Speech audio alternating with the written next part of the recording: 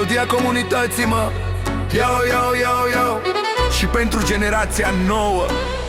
Și-am vine câteodată să dau cu maceta în piatră, din piatră să iasă foc, ca cel mai mare noroc. Că și-am vine câteodată să dau cu maceta în piatră, din piatră să iasă foc, că gzriștii au cel mai mare noroc, mă. Și ne-a bucurat Dumnezeu, îl avem pe GSR-ul meu. Cum să mai vreau altceva când am toată mafia? Am și forță și curaj, au nebunii anturaj. Cum să nu-mi crească inima când vine ei în urma mea? N-ai ce să ne spui, n-ai ce să ne spui, cu noi nu e bine să te pui. Ți-am dovedit că din nou te-am doborât. N-ai ce să ne faci, n-ai ce să ne faci, în fața noastră să te lași. Apleacă-te când venim, că tu știi că nu glumim.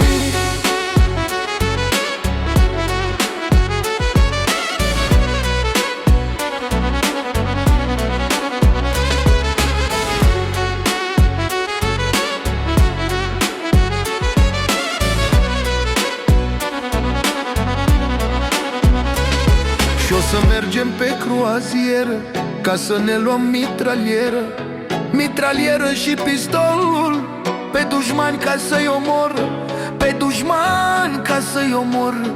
Avem inimă de campioni, sânge de învingători, macete în ochii lor, mă.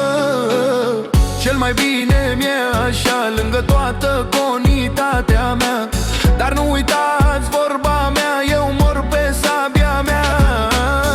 Am o vorbă ce-o spun eu, ne e frică doar de Dumnezeu. Dacă vă deranjează viața mea, certați-vă cu bossul meu, mă. N-ai ce să mă spui, n-ai ce să ne spui, cu mine să nu te pui. Ți-am dovedit că din nou te-am doborât. N-ai ce să ne faci, n-ai ce să ne faci, comunitatea asta nu e de lași. Apleacă-te în fața noastră, că tu știi puterea noastră.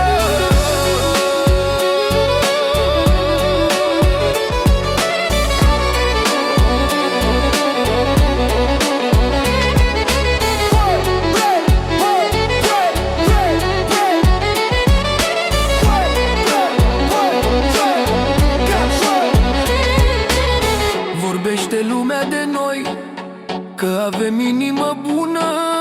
Eu las lumea să vorbească, suntem o comunitate frumoasă. Toată lumea să știe de valoarea lui GSR.